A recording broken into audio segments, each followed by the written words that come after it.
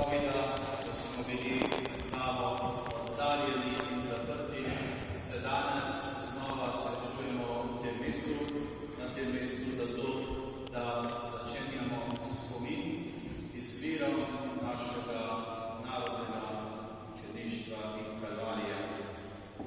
Morda ni čutno, če bi danes tudi lahko tukaj pustili nekaj tistega razočaranja, ki so nam ga pripravili naši sodržavljani, ko so volili goloba na strehi namesto pamete in dobrega, ki so imeli. In dostikrat je tako, da se vprašamo, kako in zakaj je to mogoče.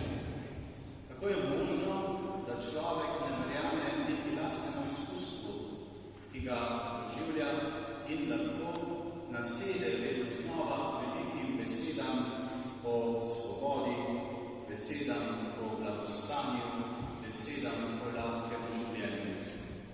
In nič ne mislite, da smo tukaj zbrani imuni na tako. Ne, vsakem izmed nas je mnogo tega, zato moramo biti najprej kritični do samega sebe in pozorni na to, kakšne so naše misli, naše želje. In prva stvar, ki jo moramo vedno narediti, je vprašati se, kakšen je odnos do besede. Kako mi govorimo? Ali skrbimo, da bi bila naša beseda nosilka pomena, da bi bila usodna, da bi bila Božja? Kajti vsakemu izmed nas mora biti vedno znova prisotna misel, beseda je visoko stala in beseda je Bog. Ko človek govori, je podoben Bogu, ki je govoril. In Božja beseda ni prazna, temveč je visoko stala, je konkretna. In tudi naša beseda mora postati vedno znova konkretna. Zato se moramo potruditi, da bo naša beseda lepa. In to je možno najprej in predvsem z ljubeznijo do maternega jezika. Materni jezik se ne imenuje tako samo zato, ker se ga učimo od matere, temveč zato, ker rastemo skupaj z njim in je najboljše orodje za to, da izrazimo svoje čustva, da izrazimo svoje misli, da izrazimo samega sebe drugemu. Res je, lahko se naučimo množico drugih jezikov, lahko se naučimo dobro in odlično celo druge jezike, vendar do njega nimamo nikoli takega odnosa, kakor do maternega jezika. In tisti, ki nočejo dati pomena besedam, ki jim pripada, in to je ena izmed bolezni današnjega sveta, tisti govorijo prej ali slej neko latovščino, prazne besede, kjer lahko ena beseda, ki pomeni svoboda, v resnici negovanje služnosti. In to je tisto, čemu moramo paziti. Da naše besede izražajo tisto, kar v resnici pomenijo. Sicer postane beseda sredstvo zapiranja vase. Beseda postane naš pekel, kajti pekel je biti sam. Bog pa se priročuje, Bog se razdaja, Bog se predaja drugemu. In to storimo mi takrat, kadar smo prepričani, da nas sogovornik lahko razume, da se lahko pogovarjamo, da si lahko delimo svoje misli, da se lahko priučujemo svoje načrte, da se po besedah lahko združimo, da nekaj skupaj naredimo. In to pa je že, dragi brati in sestre, predobus nebes. Kajti v nebesih bomo vsi v vsem, kajti Bog bo v nas in mi bomo v Bogu. Zato najprej predvsem skrbimo za lepo besedo, da bo beseda polna pomena in da bo beseda naša beseda. Prav v Sloveniji trpimo za maltretiranjem slovenščine, ker tako hitro se pojavijo med nami besede, ki jih 2-3 leta nazaj nihče še ni poznal, kaj šele, da bi jih pravilno uporabljal. In obstaja skupina neznancev, ki zelo močno vplivajo na nas jezik, in to so prevajalci ruselščine v slovenščini. To so dobro plačani burokrati, ki jih nihče praktično ne pozna, nihče ne ve, kakšno ljubezen do svojega maternega jezika gojijo, ampak marsikdaj po njihovih prevodih vemo, da so ljeni po fuks in se ne vprašajo, kako bi bilo nekatere stvari dobro povedati po naše. Preprosto zamenjajo angleške izraze za jeli, aji in tako naprej in nam nekaj ustrežajo, servirajo, kar mi začnemo potem uporabljati in to se uveljavlja in pravica v naš jezik, istočasno pa s politično korektnostjo dosežejo, da zamenjujo pomen in da jezik postane slabo orodje medsebojnega komuniciranja. In kadar orodje ne služi svojemu namenu, takrat človek postane živčen, postane sam, postane podvržen manipulaciji.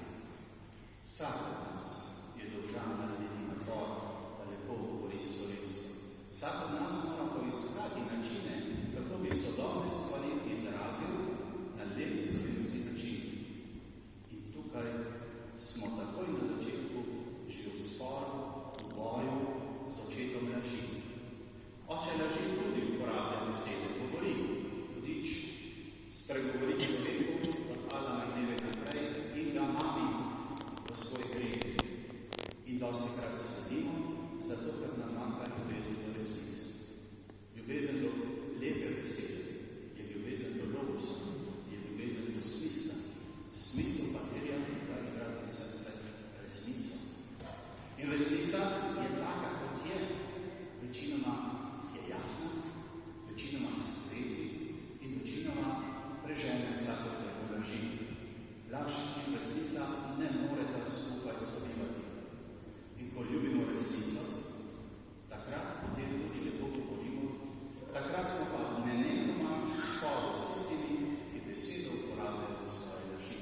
Ali pa besedo meglijo s tistimi, če bo danes pravimo politično korektnost, ki je suženski jaran za to, da na koncu nič več ne povemo tako, kako bi morali povedati. Napor, ki ga moramo narediti in ljubezen, ki jo moramo gojiti do resnice, pa je na začetku tega, kar hočemo danes tukaj narediti.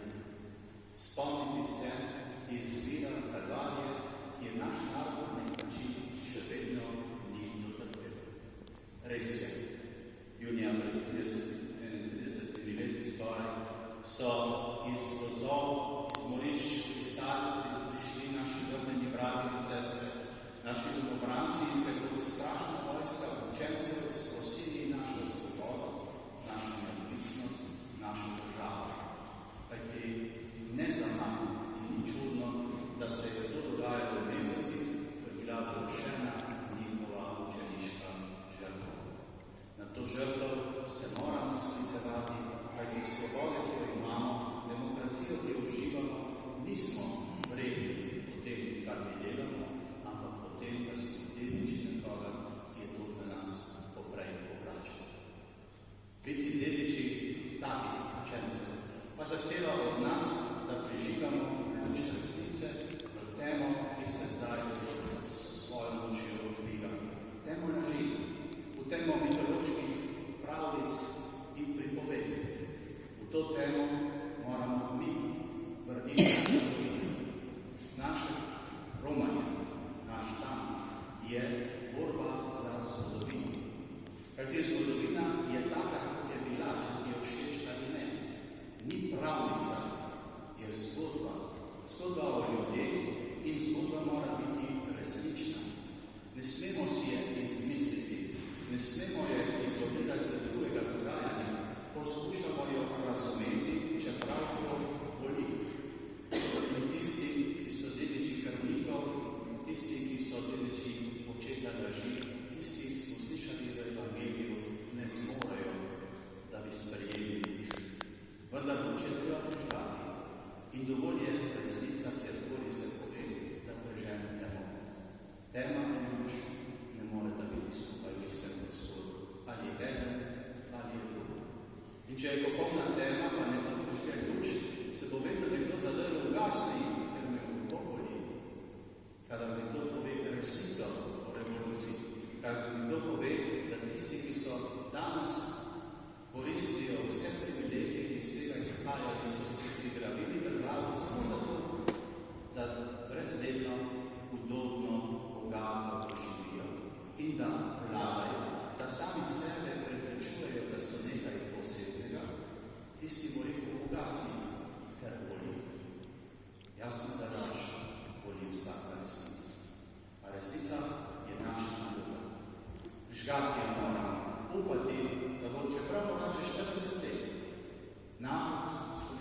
razumel, zakaj je bilo tako, in da bo sprejel in očistil svojo zgodovino mitoloških primesij, pravda z partizanstva in komunistične dediščine.